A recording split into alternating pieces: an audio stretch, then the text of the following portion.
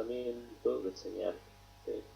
Tiene un bloque donde básicamente me va a permitir, que eso es lo que nos diferencia de un osciloscopio analógico, que me va a permitir primero, con un conversor analógico digital, discretizar una señal que va a ingresar por uno de los canales, supongamos el canal de detección vertical, y esa señal va a ser discretizada con un conversor analógico digital, va a ser traducida en un código binario de 0 y 1, y esa cadena de 0 y 1, que es, si se quiere, un tren de pulsos rectangulares con amplitudes o ancho de pulsos más grande o más chico en función de las cadenas de 1 y 0 que tenga, va a ir a un microprocesador. Ese microprocesador tomará esa cadena y luego hará una reconstrucción de una señal, que ya veremos que lo puede hacer de dos formas, mediante uniendo puntos mediante curvas o uniendo puntos mediante rectas, y conformará esa señal eléctrica, y que esa señal tiene que ser lo posible, tiene que ser una reproducción lo más exacta de la señal original que entra por uno de los canales. Tendrá también un acondicionador de señal que tendrá atenuadores y amplificadores, y posteriormente esa señal que puede estar mediante cadenas binarias, puede estar almacenadas en direcciones de las memorias, de los registros de las memorias del osciloscopio, para verla y analizarla o hacer un análisis posterior, o directamente visualizarla en un display. Esto no tiene una pantalla de fósforo, pero no tiene un display. Rápidamente dijimos que había tres tipos, y es una clasificación muy general, y no me interesa tampoco entrar en detalle, pero sí vale la clasificación mencionarla. El más común de los osciloscopios digitales se llaman de memoria y de almacenamiento. Hacen básicamente lo que acabo de decir. Cada intervalos regulares de tiempo, hace un barrido, una muestra, toma una muestra, se hace un muestreo. Obviamente que de acuerdo a las características del osciloscopio, podrá hacer ese muestreo muchas veces por segundo, o con intervalos de tiempo cada vez más acotados, entonces tendremos velocidades de muestreo más altas o más bajas. Se tomará una serie de puntos, irá a un microprocesador y luego se va a reconstruir la señal. Eso básicamente es como funcionan todos los osciloscopios digitales. Existe otro tipo de osciloscopios que trabajan de forma distinta dependiendo del tipo de señal. Cuando yo tengo señales muy rápidas que aparecen y desaparecen rápidamente en la pantalla, o son algunos pulsos que se dan aleatoriamente y que luego desaparecen, a veces conviene no utilizar este osciloscopio digital, que sería de memoria o de almacenamiento, sino conviene utilizar un osciloscopio de fósforo digital. Básicamente es un osciloscopio muy particular que va capturando imágenes, y hace una serie de parpadeos, una serie de disparos, y captura imágenes. Entonces, captura esa señal rápida.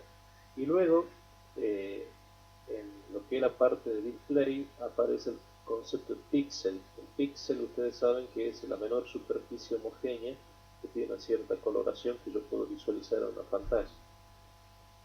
Esa menor superficie es un píxel, y ese píxel lo captura, lo traduce en un código binario, lo almacena y reproduce la señal de esa forma. Eso es para señales rápidas. Y después están los osciloscopios digitales de muestreo, que también, cuando tengo señales rápidas, hacen al revés que los primeros osciloscopios. Esto condiciona una señal, luego discretiza, que es el más común de todos. Cuando la señal es rápida, para ganar un poco de tiempo y ser un poco más veloz, lo que hacen es, primero discretizan la señal, capturan la señal, la discretizan y luego la acondicionan. O sea, una vez que la reproducen, después la acondicionan. O sea, que el bloque de acondicionamiento con atenuadores y amplificadores es posterior a la discretización. Estos equipos generalmente tienen anchos de banda mucho más grandes que los anchos de banda de estos digitales de almacenamiento de la señal. Pero el más común de todo y el más utilizado es este tipo. ¿Cómo sería un osciloscopio tipo digital? Este, que es el que tenemos en el laboratorio, que es de una buena marca, Siemens. ¿Sí? Y yo le comenté que anteriormente a este tenía un G-Wist. Muy buenos osciloscopios. ¿Sí? Muy buenos osciloscopios. Con este actualmente están trabajando en electrónica, en control automático, y a veces los prestan a laboratorios de electrotecnia y máquina este osciloscopio. El que teníamos antes, el K-Wins, era en realidad electrotecnimático. Después se rompió cuando lo pasaron al otro laboratorio y directamente ellos pidieron otro osciloscopio que es este y nosotros quedamos con el viejito analógico, el líder, marca líder. Pero bueno, cuando necesitamos, generalmente el laboratorio nos presta este osciloscopio, que es un osciloscopio tipo digital. Fíjense en que todo lo que es la parte de canales 1, canales 2, lo que es CAL para hacer para probar la sonda, lo que es la parte trigger externo, lo que es la parte de base de tiempo, la parte de barrido, los amplificadores verticales de cada uno de los canales, es decir, lo básico, los controles básicos para operar un osciloscopio digital son exactamente, quizá la disposición cambia de las perillas, pero básicamente lo mismo que tener en el osciloscopio analógico. Por lo tanto, esta parte es corta. ¿Por qué es corta? Porque lo que estamos diciendo para lo que dijimos para osciloscopio analógico en cuanto a la operación y a una serie de perillas y botoneras que tiene es exactamente lo mismo para esto. Muy rápidamente, así, analizando en bloques, sin entrar a una electrónica demasiado compleja, lo que hace entonces un osciloscopio, sobre todo que responde a la primera clasificación, es acondicionar la señal mediante amplificadores y atenuadores, luego digitalizarla mediante conversores analógicos digital y después pasa por este sistema de multiplicador y después posteriormente pasa a este bloque central de procesamiento que adquiere, tiene placas de adquisición de datos, adquiere las señales, la microprocesa y luego la presenta. ¿Sí? Básicamente lo que hice con todo esto módulo y submódulo es a la señal analógica que ingresa, supongamos, por el channel 1, es decir, o por la placa de detección vertical, la digitaliza con una serie de puntos y la reproduce. Entonces, este sub S es lo que se llama la frecuencia de muestreo. Cuanto mayor sea la frecuencia de muestreo, significa que es la mayor cantidad de muestras por segundo, o tasa de muestreo por segundo, lo que sea. En inglés, si ustedes van a escuchar que muchos ya hablan del sampling rate, es decir, la velocidad de muestreo. Obviamente es 1 sobre delta t, significa que cuando la frecuencia de muestreo es elevada, delta t es baja, significa que los intervalos entre punto y punto cada vez son menores. Si mientras mayor es la frecuencia de muestreo, tengo la posibilidad de reconstruir la onda lo más fielmente posible. Pero, siempre tengo que tener en consideración lo que ya vimos en la parte de instrumentos digital, que es el teorema de Niel. Haciendo un cuadrito un poco más detallado que este que le muestro aquí, sería esto. Pues básicamente, si vamos a un instrumento más común que corresponde a la primera clasificación, tiene un bloque donde tengo el atenuador y el amplificador, que en función de la señal que ingresa por la sonda y por uno de los canales del osciloscopio, la condiciono amplificando o atenuando la señal dependiendo de qué es lo que tome de esta sonda. Tiene un sistema de disparo, que es el famoso trigger, este que está acá, si ustedes lo ven, el trigger es este botoncito, trigger, es decir, que básicamente es una señal de continua constante por un potenciómetro, que lo subo, lo bajo, lo intercepto con la señal que estoy ingresando, y estoy definiendo en función del flanco que defino si es pendiente positiva o pendiente negativa, fijo el punto a partir del cual va a comenzar a disparar los delta de Dirac para sincronizar la pantalla y poder ver siempre el mismo tramo de la onda. A diferencia de los anteriores, fíjense, cuando hablamos de la base de tiempo, nosotros decíamos que teníamos el corazón, digamos, era un generador, el generador interno que tenía el osciloscopio y los analógicos que me generaba una diente de cierre. Entonces esa tensión pasaba por un amplificador horizontal, amplificaba esa diente de cierre y esa la mandaba a una de las placas electrostáticas. Y esa se combinaba con la señal que ingresaba por BSUI y reproducía la señal en la pantalla.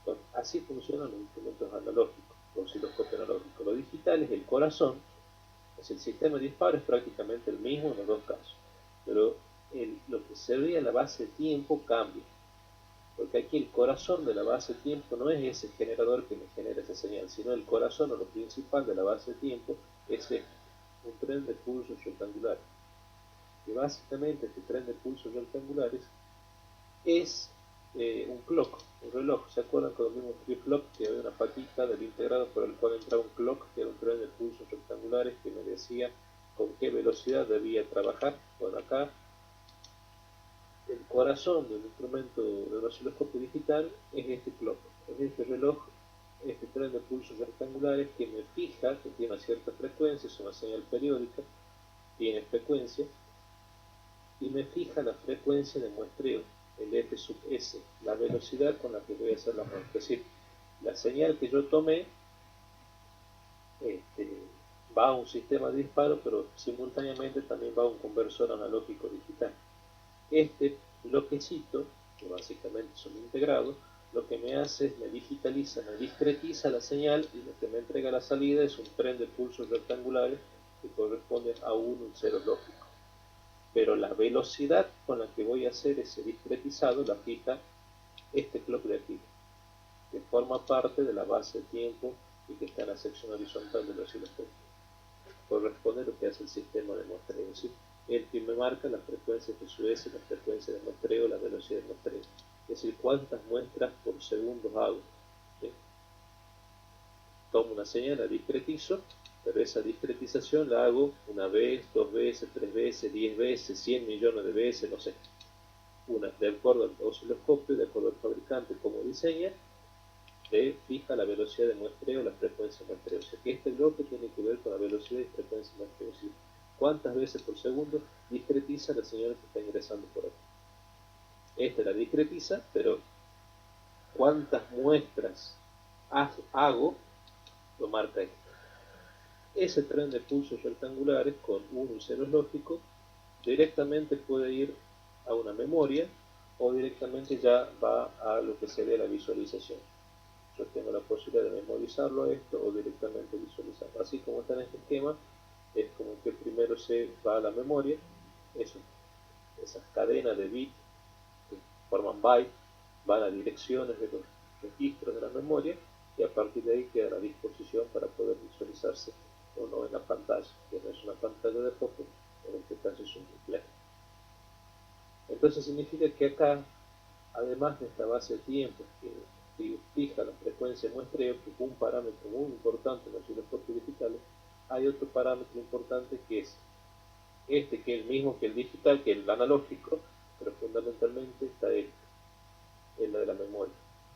En la memoria tenemos que hablar de los registros, y en las memorias tenemos que hablar fundamentalmente de la profundidad de los registros de las memorias.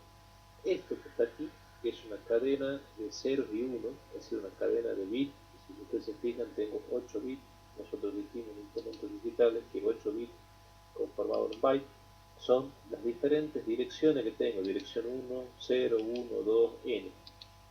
Una cadena de 1 y 0. Obviamente, estas cadenas no se repiten, son distintas. ¿De acuerdo a qué? De acuerdo a la onda que está ingresando y de acuerdo a la discretización que está haciendo el conversor analógico digital. Entonces, lo que me entrega la salida es una cadena de 0 y 1. Esas cadenas de 0 y 1 yo las puedo guardar en direcciones del registro de la memoria. Esto que está acá es un registro de la memoria. Entonces, en algún momento, cuando esto queda almacenado, yo puedo decirle: che, necesito que vos me muestres o me reproduzcas en el display de la pantalla del osciloscopio la dirección 0 o la dirección 3 o la dirección 5. Entonces el osciloscopio busca en su registro, en su memoria, la dirección, y en función de los 1 y 0 reproduce la señal que se captó o que se guardó en ese momento. Entonces fíjense que el registro y la memoria y la capacidad de la memoria será más grande cuanto más direcciones tenga. Cuanto más direcciones tenga, esto es el ancho del registro y esto es la profundidad del registro. Esto en inglés es profundidad. Entonces esto es la profundidad del registro. Entonces fíjense que, ¿no?, un osciloscopio tiene más capacidad, más memoria, cuanto más direcciones tiene, cuanto más profundidad tiene el registro. Entonces por eso ustedes van a escuchar en diferentes foros, congresos y demás, que los osciloscopios digitales son 3 parámetros los que tiene un osciloscopio. La profundidad del registro de la memoria, claro, porque cuanto más profundidad tiene, tengo capacidad para almacenar más direcciones y por lo tanto guardar más señal. Entonces, de alguna manera, eso impacta directamente en la capacidad de la memoria que tenga el disco, que tenga el osciloscopio. No es lo mismo una memoria de unos megabytes o una memoria de un gigabyte. Hoy los osciloscopios prácticamente todos vienen con memoria del orden de un giga. Pero antes venía con memoria de kilobyte, con memoria de megabyte. Significaba que los registros que conforman la memoria tenían poca profundidad, por lo tanto tenían poca capacidad de almacenar. Vos podías almacenar, guardar, no sé, 10 señales, 15 señales. Después querías guardar otro y tenías que guardar alguno, porque no tenías más dirección, no tenías más profundidad. O sea que la profundidad de los registros es un tema muy importante que tiene que ver con la memoria. Por otro lado, la otra parte importante, la otra parte importante es esto: el sistema de muestreo que forma la base del tiempo, que es el corazón, junto con este otro bloque, el corazón de los instrumentos digitales, que básicamente es el bloque de procesamiento. Esto que está acá, que es el bloque de procesamiento, esto en celeste y esto en verde, es lo que no tienen los osciloscopios analógicos. Tienen esta parte, esto ya es distinto porque tiene un generador interno que es el oriente de sierra y visualización. En cambio, esto tienen este bloque que es el bloque de procesamiento. Y acá hay un bloque que no está dibujado, que es el bloque de interfaz, que básicamente mediante conexiones USB me permite migrar información del osciloscopio a la computadora, de la computadora al osciloscopio. Hay una posibilidad de yo puedo hacer una impresión de pantalla, pongo el osciloscopio y automáticamente me lo graba en la memoria del pendrive. Pongo el pendrive aquí y en la memoria del pendrive me graba la señal esta que tengo acá. No tan solo que lo guarda en la memoria, sino también que me lo guarda como un archivo, como un JPG, me lo guarda directamente en el pendrive. Bueno, son todas las bondades que tienen estos tipos de instrumentos que para hacer informes y trabajos de investigación y demás, incluso trabajos en las empresas, son bastante bien, bastante interesantes. Y la otra pata tiene que ver con el ancho de banda. Bueno, acá hay un tema en cuanto a cómo conforma la señal. Es algo que ya lo vimos, que tiene que ver con la parte muestreo, que tiene que ver a su vez con esto que estudiamos, que era el teorema de Minsky. Cómo tiene que ser la frecuencia muestreo con relación a la frecuencia esta que ingresa por el canal del osciloscopio. Bueno, nosotros ya habíamos visto esta curva, que se da un efecto que era Ising, que es básicamente cuando la frecuencia de muestreo es menor a la frecuencia de la señal que yo quiero reproducir digitalmente.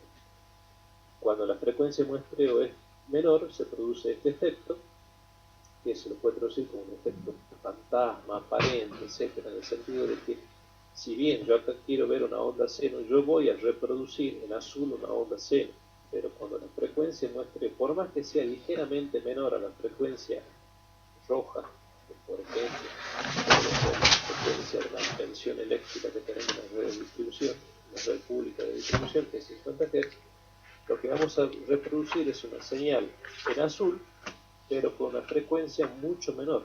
En este caso la frecuencia era 10 veces menor. Entonces ese es el riesgo y se produce este fenómeno. Entonces, para evitar eso, el teorema de Minsky me decía que la frecuencia tiene que ser básicamente 2 veces, 2,5, incluso tomamos un límite de 10 veces. Ahora acá estamos viendo una señal que es perfectamente sinusoidal. Puede ser que esta señal tenga un contenido armónico. De hecho, nuestras señales de tensión que tenemos en la red de distribución pública no son una seno perfecta. Tienen, lo que yo ya le comenté, unos PHD porcentuales del 3 a un 4%, hasta el día de hoy se mantiene ese porcentaje. Significa que algún contenido armónico tiene, es decir, armónicos son señales sinusoidales múltiples de la fundamental, números enteros, y que me producen una pequeña distorsión, algún pequeño escarpado. La onda corriente se distorsiona en función del tipo de carga que tenga y de las características de la carga, pero la señal de tensión independientemente de la carga. Sin embargo, tiene algún tipo de escarpado. Generalmente tiene un 3 o un 4% de pH de porcentaje, es decir, el coeficiente que toma todo el contenido armónico. Ya cuando veamos en el segundo cuatrimestre calidad de energía, que es un tema que quiero incorporar, vamos a ver la parte de contenido armónico. Bueno, ¿qué pasa, chicos, si por ejemplo, le doy como ejemplo, mi frecuencia de muestreo de F sub S fuera igual, exactamente igual a la frecuencia. Bueno, si es igual, fíjense que me va a tomar este punto, este punto, este punto. Cuando me reproduzca la señal, en vez de reproducir una onda seno, me reproduce una red. Fíjense el error que estoy cometiendo, no tan solo de visualización, sino cuando quiera medir la señal eléctrica. En reproducir una recta y no reproducir una seno, mido cualquier cosa. No tan solo que veo, sino que mido cualquier cosa. Si por ejemplo fuese 4F sobre 3, es decir, 1 y pico, 1,33, la frecuencia muestreo respecto a la frecuencia, fíjense en que me tomaría este punto. Entonces el osciloscopio, ¿qué es lo que hace? Une los puntos. Digitalmente une puntos.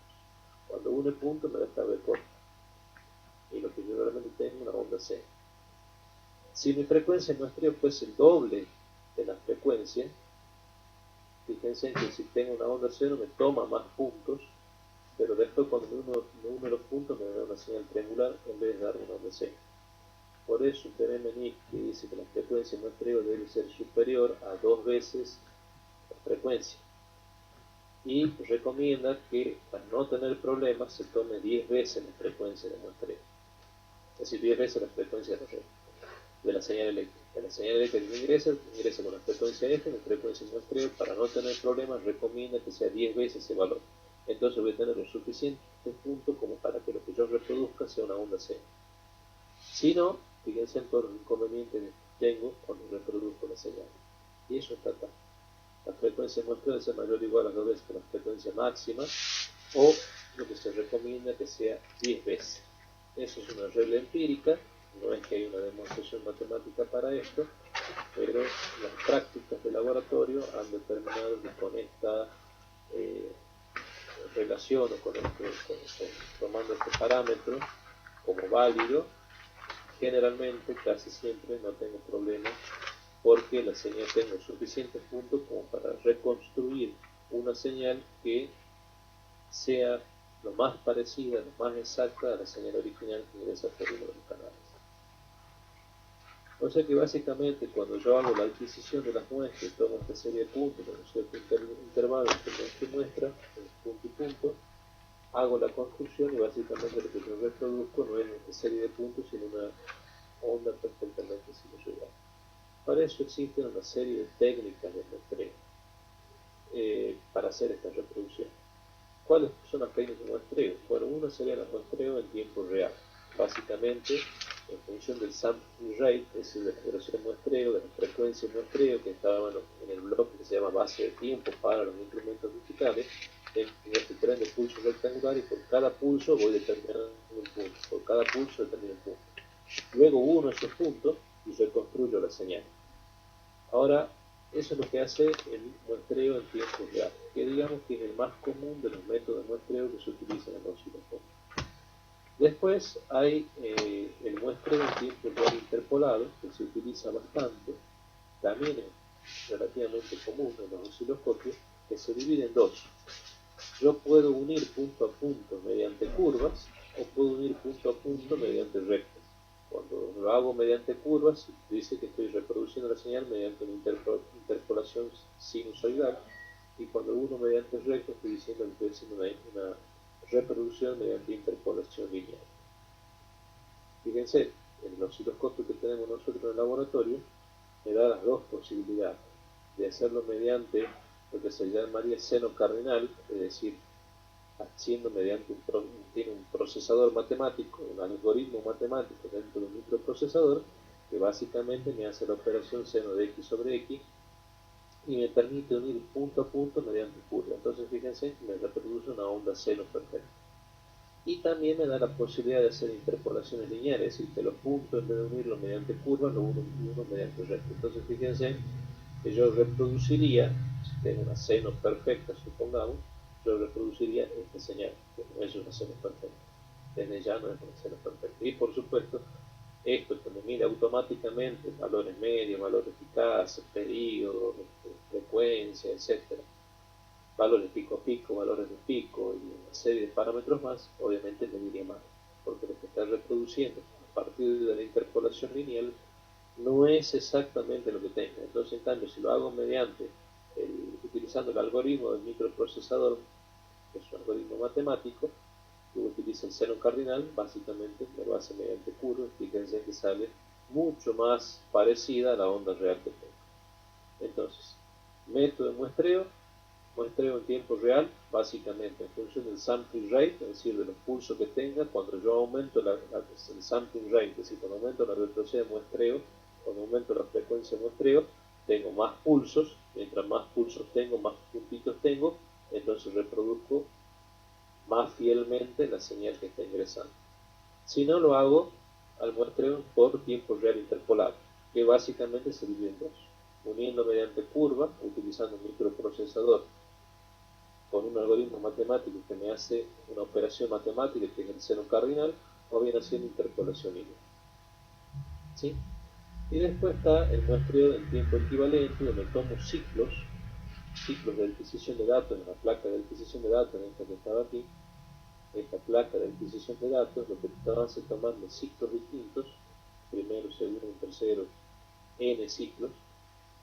En cada ciclo tiene un tren de pulso de la misma frecuencia, solo que sus trenes de pulso están desfasados un ciclo con respecto a la otra. Entonces los puntos los va reconstruyendo a partir de puntos distintos, así a partir de pulsos que están en ciclos distintos. Cuando utilizo este tipo de método de muestreo, generalmente cuando tengo frecuencias que son superiores a la mitad de la frecuencia, digamos, cuando la señal es superior a la mitad de la tasa de muestreo de frecuencia F sub S de los osciloscopios. Ahí lo voy a utilizar. Y generalmente la señal debe ser periódica. Para no tener problemas tiene que ser periódica. Cuando las señales no son periódicas, bueno, a veces puedo tener algún tipo de inconveniente con este método de muestreo, y en todo caso debo recurrir a otro tipo de osciloscopio digital. ¿Cuáles son las principales especificaciones del osciloscopio? Y aquí está el tercer parámetro importante. Entonces, frecuencia de muestreo es un parámetro muy importante. El segundo parámetro tiene que ver con la profundidad de las memorias.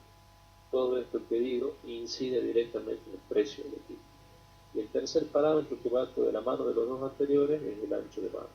Ya dijimos en varias oportunidades que el concepto de ancho de banda es el mismo para osciloscopio analógico que para osciloscopio digital.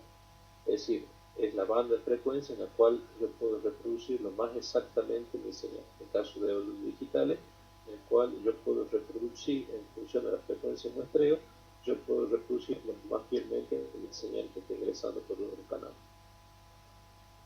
En el límite del ancho de banda, supongamos que sea AB, el límite del ancho de banda, voy a tener una atenuación de un 30%. Así que el osciloscopio está en perfectas condiciones. El límite del ancho de banda, supongamos que es el ancho de banda 20 MHz, que es el ancho de banda común. Puedo tener 100, 500 MHz, hay osciloscopios de los anchos de banda que a mí se me ocurran, y en función de eso también es el precio. Pero para un osciloscopio que tiene un ancho de banda de 20 MHz, que por ahí son típicos comunes, yo debería ver una señal con una atenuación del 30%, y eso lo puedo expresar en términos de decibeles y decir que tiene 3 decibeles por debajo, o directamente un 30% de atenuación. Si yo veo en el ancho de banda, justo pongo una señal, por ejemplo, con un generador de función, le mando una señal con 20 MHz, y el ancho de banda de 20 MHz, bueno, la señal la veré atenuada.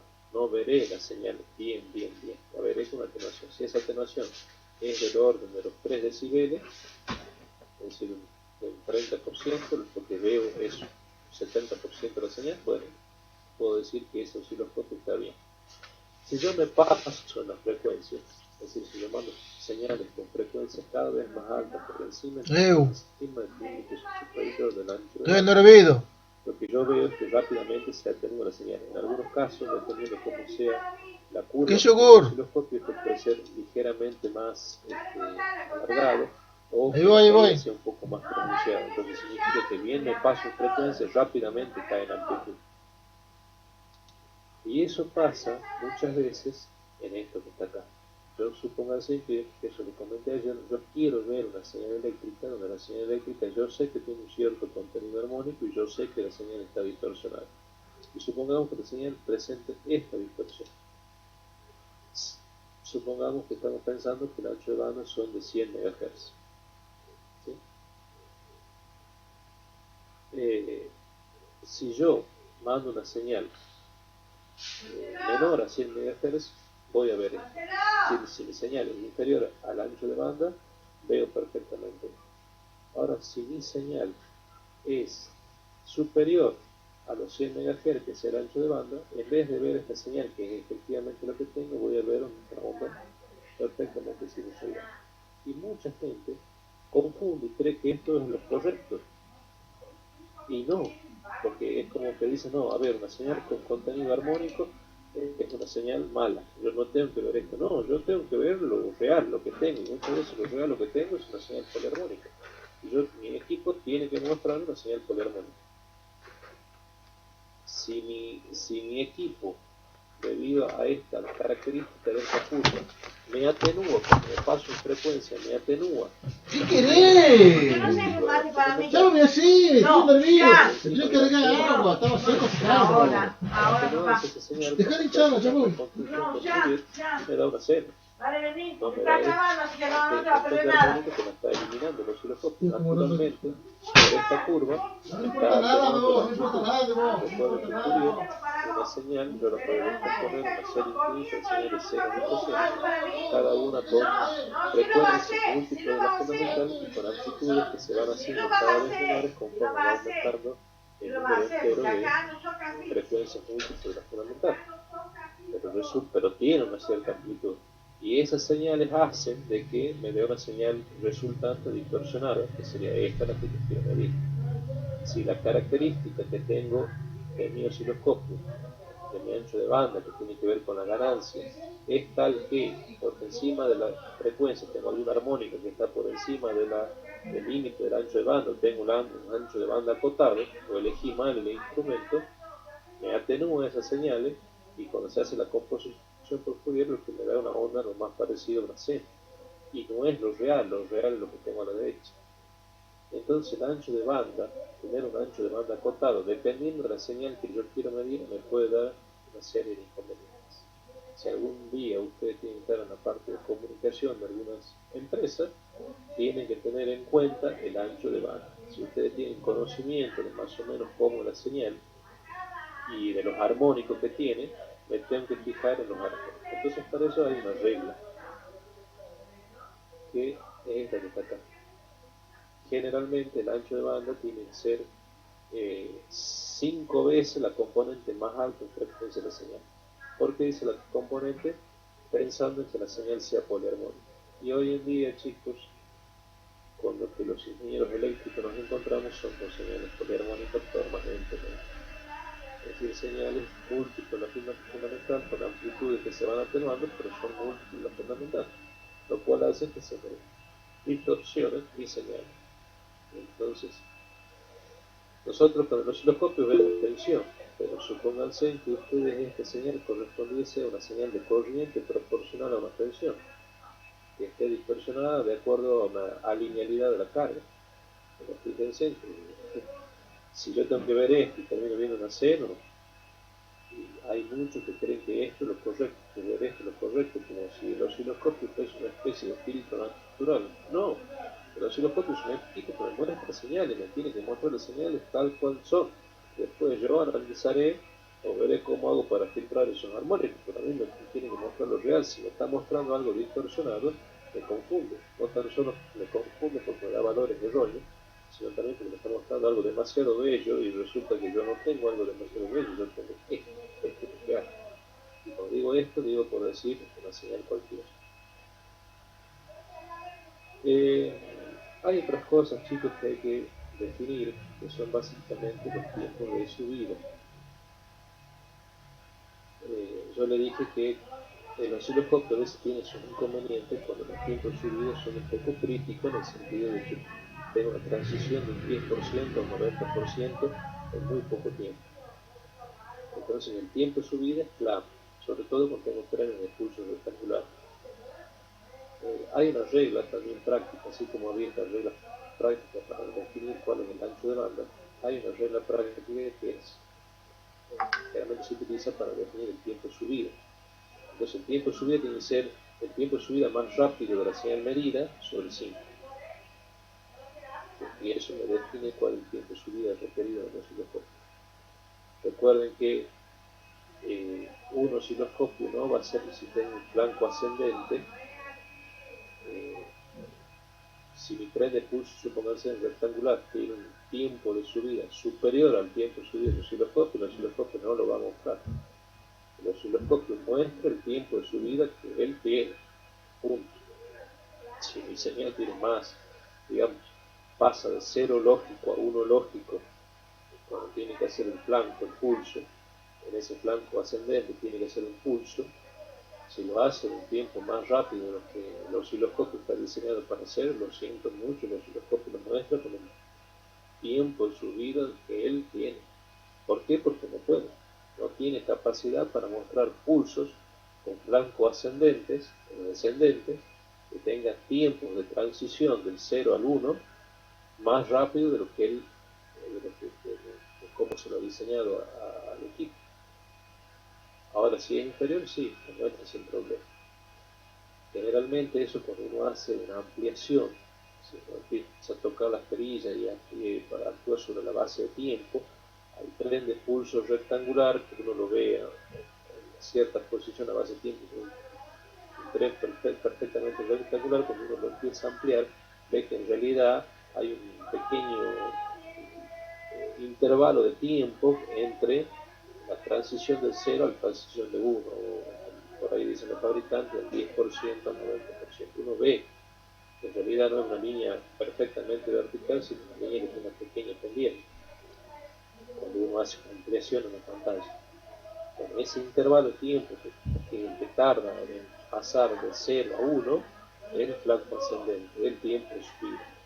Y ese tiempo de subida, bueno, dependiendo de cómo sea mi pulso, yo también lo tengo que definir, porque el equipo no voy a comprar el osciloscopio. Tengo que fijar en la especificación de cuál es el tiempo de subida. Velocidad de muestreo, bueno, ya le dije el sample rate, en la frecuencia de muestreo, y generalmente, bueno, se toma, como dice acá, para los muestreos 2,5 veces la componente de mayor frecuencia, en el caso de que se utilice el seno cardinal. Y cuando se utiliza interpolación lineal, la regla es tomar 10 veces la frecuencia de muestreo. Parámetros a tener en cuenta. Otra cosa que no tiene que ver con la frecuencia de muestreo, pero que por ahí se confunden, es con la velocidad de captura. El osciloscopio, sus toros digitales, parpadean. Es decir, entre comillas, los fabricantes dicen abren y cierran los ojos, por eso le pongo entre comillas esa parte, porque es muy típico ese término. Hacen parpadeo. Entonces en esos parpadeos ellos capturan la señal y los capturan un determinado número de veces. Entonces no hay que confundir la frecuencia del muestreo con la frecuencia de captura o velocidad de captura. Una cosa es la frecuencia de muestreo con la cual ellos muestrean y el conversor analógico digital va digitalizando, pero digitaliza tan rápido como le dice la frecuencia de muestreo. En un segundo capaz que hace un montón de muestreos y el conversor va digitalizando esa velocidad conforme a la velocidad que le va marcando el clock de la base de tiempo. Si te marca el metro su vez la frecuencia. Sí, pero no y una esto toalla. tiene que ver con la velocidad de parpadeo, tiene que ver con la velocidad con la que captura la señal. Entonces hay ciertas señales que por ahí no son tan lindas, no son tan sinusoidales, no son tan conocidas, o señales por ahí que son rápidas, que tienden a desaparecer rápidamente o cambiar rápidamente, que yo necesito también tener una buena frecuencia de captura. El ojo humano tiene una cierta capacidad para hacer capturas, porque nosotros cuando observamos algo, en realidad no es que, como muchos chicos piensan, que como que nosotros tiramos alguna especie de rayo láser por los ojos para identificar objetos. No, sino que la luz ilumina los objetos, reflejan la luz, ingresan por nuestros ojos, tenemos un lente convergente que son los cristalinos y eso converge a nervio óptico va al cerebro, entonces en definitiva hay una parte del cerebro que me permite distinguir y diferenciar. Esto es un reloj, esto es una computadora, esto es un ventilador, esto es un celular. Si la señal ingresa por nuestros ojos,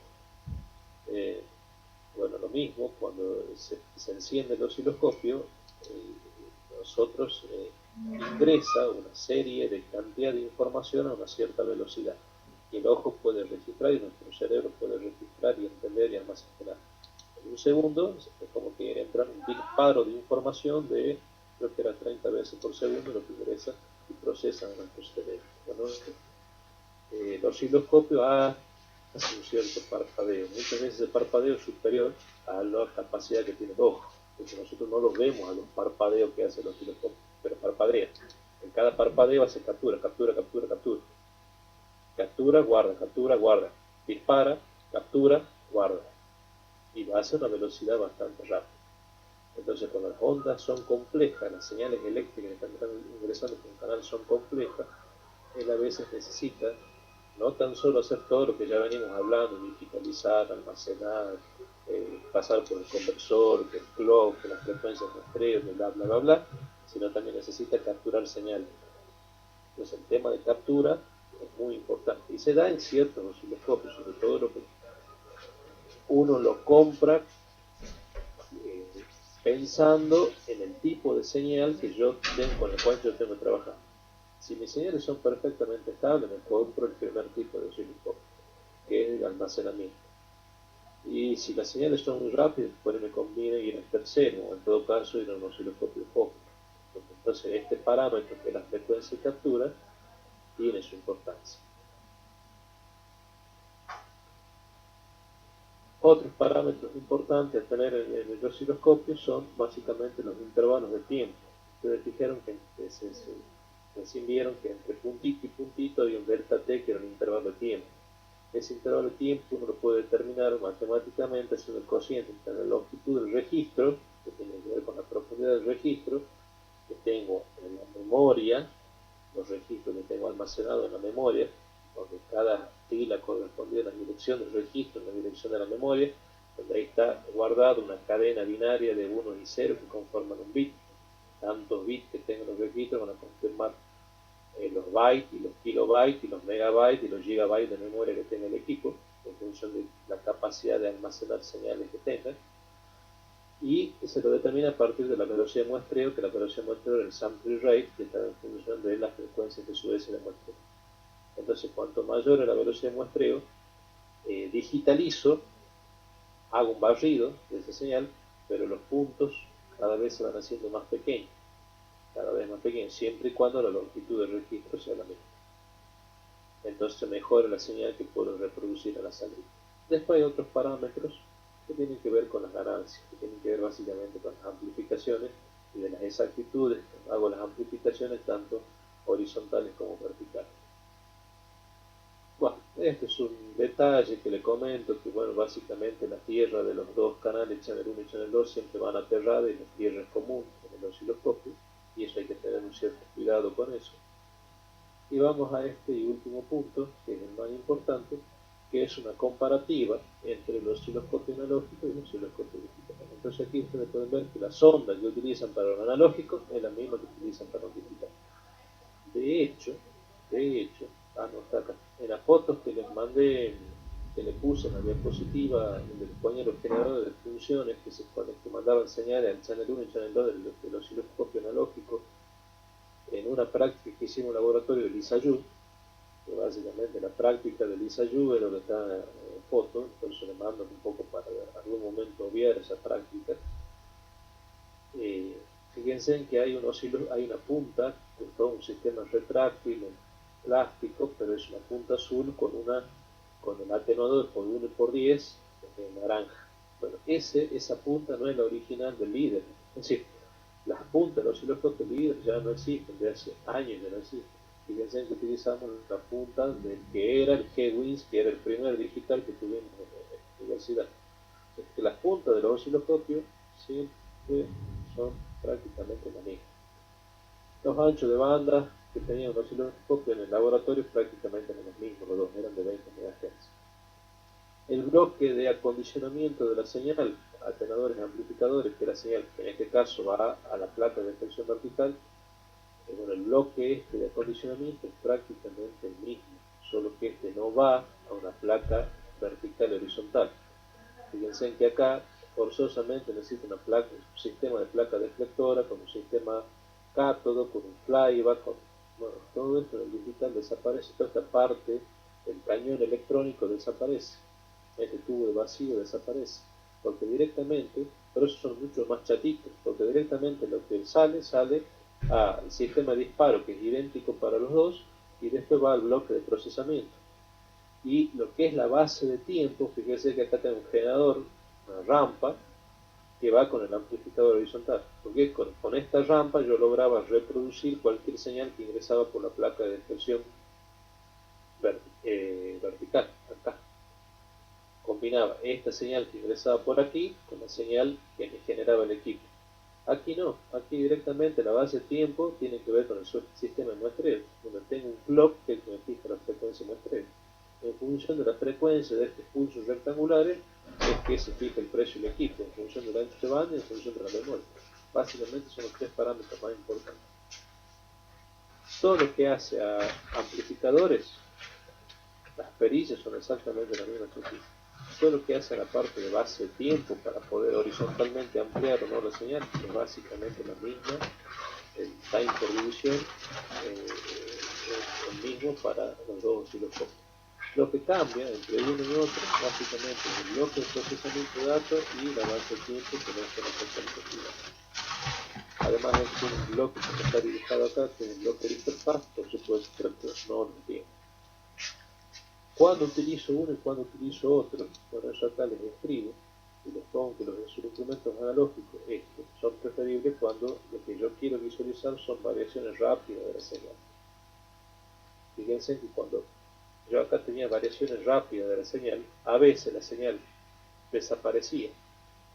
¿Por qué? Porque este equipo no tiene el suficiente tiempo para tomar la señal, convertirla de analógica a digital, discretizarla, convertirla en unos y ceros, mandarla a la memoria y captar esa señal. No le da el tiempo. Entonces tienen que utilizar osciloscopio con otras características. Bueno, señales rápidas, generalmente con este puedo verlo sin problema. Quizás no la puedo captar y almacenar, pero si las quiero ver, la puedo ver.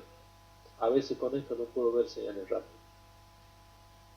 Y bueno, básicamente, si tengo, por ejemplo, picos de tensiones transitorios, los digitales me permiten ver esos picos transitorios, por ejemplo, y no me permiten ver esto. ¿Se entiende? Bueno, básico, o sea, conclusión, los dos tipos de osciloscopios se utilizan hasta el día de hoy. Y dependiendo de cuáles sean la forma o el tipo de la señal que yo necesite ver, o utilizaré uno o utilizaré otro. Pero los dos equipos se utilizan. Y digamos, el principio de funcionamiento básico de los osciloscopios son totalmente distintos. Esto, como verán, son mucho más complejos, mucho más electrónicos, pero también así son mucho más compactos y tienen muchas ventajas. Las ventajas y las desventajas y las posibilidades lo vimos en la primera parte. Bueno, hasta aquí, jóvenes, sería osciloscopio. Con esto estamos terminando ya el último aparato que faltaba ver. Hay un aparato que lo vamos a ver, no con tanto detenimiento, pero lo vamos a ver cuando ya veamos calidad de energía, que son los analizadores de calidad de energía. Y hay otro equipito que también no lo vimos y lo vamos a ver, lo que serían parte de instrumentos, que son los medidores de energía, pero eso lo vamos a ver cuando veamos medición de energía. Conjuntamente vamos a ver esos equipos con esas técnicas de medición. Todo lo demás está dado. Y de ahí, bueno, vendrán, cuando retornemos a clase, que en principio sería el 18 de agosto, retornarían ya con la parte de medición de potencia, técnicas, diferentes técnicas en base a los equipos que ya vemos para medición de potencia. Después diferentes técnicas para medir inductancia y medir capacidad. Después, fíjense que con LISAYU ya no deja de ser una técnica para medir por ejemplo, inductancia. Si tienen una bobina casi pura y tengo desfasajes cercanos a los 90 grados, yo veré prácticamente una circunferencia. Con una circunferencia, entonces yo digo, yo estoy midiendo una bobina. O sea que LISA-U, por ejemplo, puede ser un método para medir inductancias. Pero nosotros veremos un método industrial que es el método de Joule. ¿Sí? Eso es bastante corto, medición de inductancia y capacidad. Resistencia ya vimos, así que directamente vamos a ver inductancia y capacidad. Potencia monofásica es corto, lo que sí es largo, potencia trifásica. Y bueno, y de ahí siguen los otros temas. Vamos a ver algunas máquinas muy particulares, que eso complementa lo que ustedes están estudiando en máquinas eléctricas 1, que es la parte de transformadores de medida, de tensión y de corriente, y vamos a darle un poco más de bolilla al de corriente, porque el transformador de medida de tensión prácticamente funciona igual, con algunas pequeñas variantes, pero prácticamente lo mismo que lo que usted también demanda. En principio y funcionamiento es exactamente el mismo. Entonces, quizá las formas son por ahí un poco distintas, entonces eso lo vamos a ver un poco más rápido, pero lo que sí es distinto son los transformadores de intensidad. Entonces lo que vamos a ver son transformadores de intensidad con más detalles. Después nos vamos a ver medición de puesta a tierra, que es un tema muy importante. Ahí vamos a ver otro aparatito, que son los telurímetros, que todavía no dijimos nada de los telurímetros, pero lo vamos a estudiar junto con las técnicas de medición de eso, y vamos a ver en detalle otras cosas más. Bueno, después siguen medidores y calidad de energía, que ahí vamos a ver los analizadores de red. Y con eso estamos terminando toda la asignatura, que estimo vamos a llegar bien. Porque además, como pareciera que se va a habilitar solamente para tomar examen, no habla nada de hacer laboratorios. Y capaz que este año no hacemos laboratorios, pero como los chicos me fueron pasando, los alumnos y los ayudantes me fueron pasando algunos trabajos, ya lo fui viendo, estoy haciendo algunas cositas, diría que está con base a las fotos que tienen, bueno, se lo puede seguir perfectamente al ensayo laboratorio para escribir fotos. Y después, bueno, hay una parte que es mediciones magnéticas, hay otra parte que es puentes, quizás son temas quizás menos importantes, principales son los otros, eso de acuerdo a cómo vayamos con el tiempo, vamos a ir regulando a ver qué damos y qué no, pero la idea es que existe una columna vertebral de principio a final de los temas principales, vaya.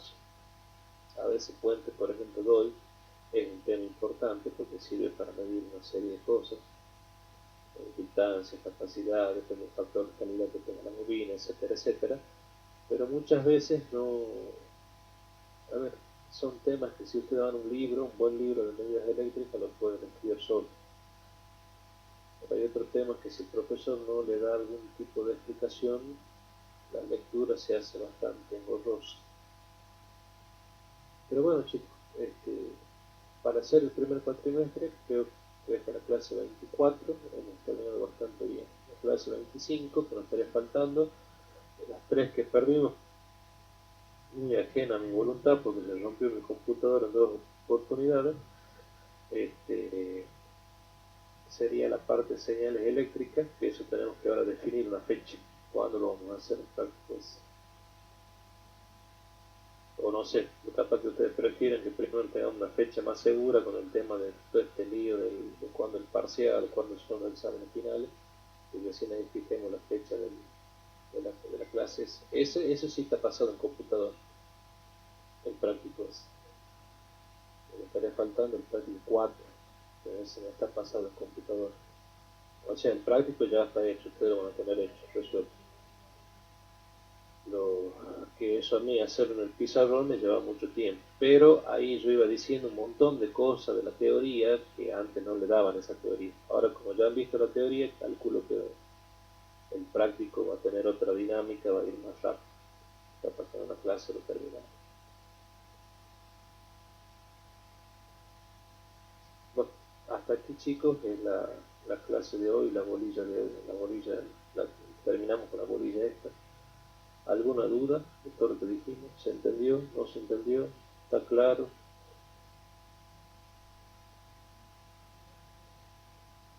Bastante claro, profe, el tema.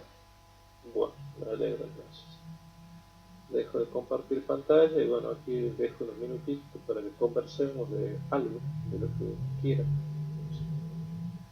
Dudas sobre algo, ¿cuándo va a ser parcial?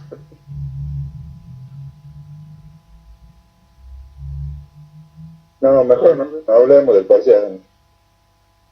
No tengo parcial. Bueno. Sí, sí, sí. Para los chicos, digamos, que tienen que estudiar el parcial, digamos, los que están medio flojos con la materia, con la parte de la diapositiva que usted ha dado es suficiente, digamos, como para llegar bien al parcial. Bueno, a ver, yo ahí le tengo que contestar de las dos maneras, y eso lo dije al principio de clase. Estamos en tercer año de ingeniería. Y en tercer año de ingeniería se sobreentiende que ustedes ya son capaces de hacer un estudio sistemático en el cual ustedes van estudiando las diapositivas junto con los libros. Y eso no tiene que ser en mi materia, lo tienen que hacer en todas las materias. El estudio siempre debe ser sistemático, aunando conceptos, criterios, hasta incluso deben, si se quiere, copiar la forma en que lo expresan ciertos autores, ciertos temas. O sea, si usted me está preguntando eso, yo tengo que entender de que a la fecha usted no agarró ningún libro. Solamente... No, digamos, sí he leído algún que otro libro, pero... ¿Cómo usted? ¿Cuál libro? ¿Qué parte del libro? No, uno de mediciones que me han pasado ya. ¿Ver qué libro? No me acuerdo bien el título ahora. ¿Qué tema? La principal, digamos, el principio que usted había dado, sí, errores, por ejemplo. Sí. Y no sé si usted podría indicar otro libro como para... Los libros los pasé a comienzo de año, cuáles son los libros que utiliza la cátedra. El Stanley Wolf lo utiliza la cátedra, el sobre vida lo utiliza la cátedra, El Cooper, el David Cooper, que es en eléctrica y electrónica, lo utiliza la cátedra, las técnicas de medición de la editorial Labor utiliza la cátedra. Sí, los libros pasamos, no sé, va a ser de 10 libros lo que pasamos.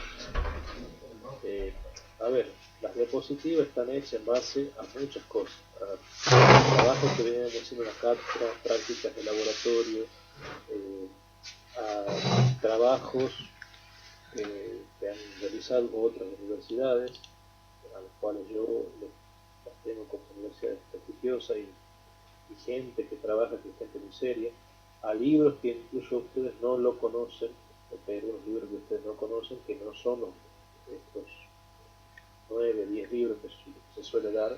Hay otros libros que ustedes no lo conocen, que sobre eso se estuvo trabajando y sacando las diapositivas. En fin, lo que uno le da en clase en realidad obedece a trabajos realizados por otras universidades, autores de libros que ustedes no conocen, y libros y partes de ahí corresponden a algunas partes de los libros que ustedes sí lo conocen.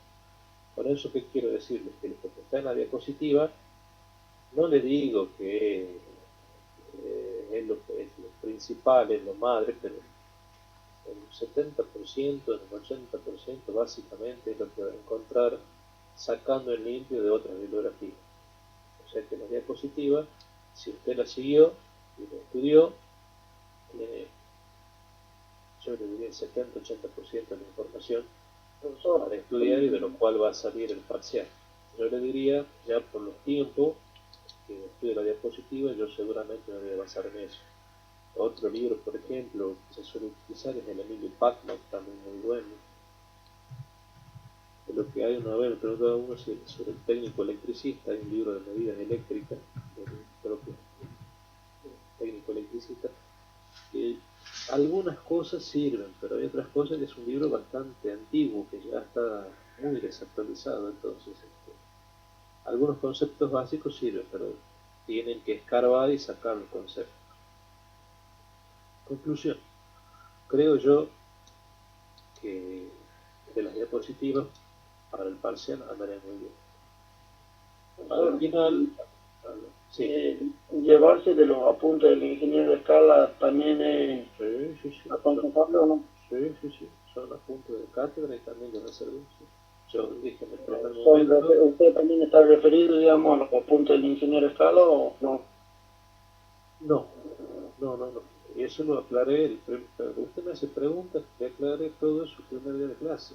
El primer día de clase dije que la mecánica o la dinámica que implementaba el ingeniero de escala, en mi opinión, no era la adecuada porque iba totalmente desfasada con la práctica. Y es un problema que yo lo tuve en el año 2016, que estaba dando la práctica en medios eléctricos. Entonces tenía serios problemas después para tomar el examen. Entonces yo lo estoy haciendo de otra forma, siguiendo otro lineamiento, de otros libros, de otros autores, basándome en trabajos de otras universidades, a las cuales a los docentes los conozco y los tengo por gente muy seria, que imprime otra dinámica. Antes, y no me dejen mentir, los alumnos este tema se estaban sacando la parte digital que directamente no se la daban, se lo estaba dando en septiembre, octubre, noviembre, y anteriormente Estamos viendo con usted en el laboratorio, profe, de años anteriores, y a veces no llegamos a verlo en teoría. claro, y el tema de error, a veces lo tenían hasta septiembre con error, es una locura. Se veía error hasta diciembre, profe, hasta noviembre. Yo recuerdo el año pasado y no se veía nada. Además, nos costaba mucho hacer la práctica y rendir el parcial era suicidio, pero igual, había que estudiar. Bueno, ahí tienen la respuesta de algunos que ya cursaron. Nosotros en el laboratorio tuvimos ingeniero de suicidio, era masacre, era robo a mano armada. Bueno, por eso te digo, yo, forzosamente tuve que reorganizar la materia, porque no, así no podía seguir, Germán. Entonces, con esto no quiero hablar ni bien ni mal del ingeniero Escala, ¿no? Él tiene su idea y su visión de cómo dar las materias, y yo no coincido. Con eso no quiere decir que no estoy hablando mal de él, simplemente no coincido. Y como no coincido y tengo la posibilidad de ahora ser transitoriamente jefe de cátedra de esta materia, yo entiendo que a ustedes se les tiene que dar la materia de otra forma. No sé si me está saliendo bien, me está saliendo mal, es la primera vez que me toca ser jefe de cátedra en materia de este tipo, pero por lo menos me estoy ajustando al programa y le estoy dando otra dinámica. Quiero pensar que está más o menos bien la materia, está saliendo más o menos bien. Por lo menos algunos alumnos después en privado me hacen esos comentarios, pareciera que vamos bien. Entonces, a ver, respondiendo a tu pregunta y tu inquietud, ¿los apuntes sirven? Sí, sirven. ¿Valen? Sí, valen. Porque están muy completos y la carpeta que prepara un ingeniero de escala está muy completa. Solo que si yo me guío o lo voy a dar hojita por hojita siguiendo ese carpetón, necesito 3 años. Entonces, como no tengo 3 años, en un solo año para darle lo que antes era medida 1 y medida 2 en un solo año, y estoy cerrado con que hay que darla de otra forma esta materia para que ustedes puedan ver toda la materia y después al final no tengan problemas, en los parciales no tengan problemas. Entonces tuve que forzosamente rediseñar la materia y basarme en otros libros, en otros apuntes, en otros esquemas, para que me quede como está quedando ahora. ¿Se entiende, Germán? ¿El apunte vale? Sí, vale. ¿Lo podés estudiar? Sí, lo podés estudiar porque es un apunte que respeta la cátedra y que lo va a seguir utilizando la cátedra porque es un apunte muy completo y que aparte te va a servir para el final. Pero, como se está dando la materia ahora para poder llegar con los tiempos, me estoy guiando de otras cosas fuera de ese apunte. O sea, eso tomarlo como algo complementario a esta diapositiva, o si lo querés tomar eso como el eje central, tomarlo lo que yo estoy dando en la diapositiva como complementario a lo que va a decir el campo. A mí en lo particular no me molesta. Si vos lo querés tomar como central a eso y complementario a lo que yo estoy dando, vale. En definitiva, palabra más, palabra menos, quizás alguna nomenclatura puede cambiar, pero el concepto es exactamente el mismo. a la larga, la síntesis que vos vas a sacar de los apuntes de Miguel Escala, desde el punto de vista conceptual, es lo que yo estoy diciendo acá conceptualmente con esta diapositiva. Pero entenderás, Germán, que si yo le pongo a darlo hojita por hojita o a leerle las hojitas por hojita, lo que también estoy en total desacuerdo, bueno, no llegamos más y ustedes no van a aprender nada. Entonces, de esta forma, creo que vamos bien, por lo menos medianamente con el tiempo vamos bien, a pesar de un montón de inconvenientes que tuvimos este cuatrimestre, estamos terminando bien.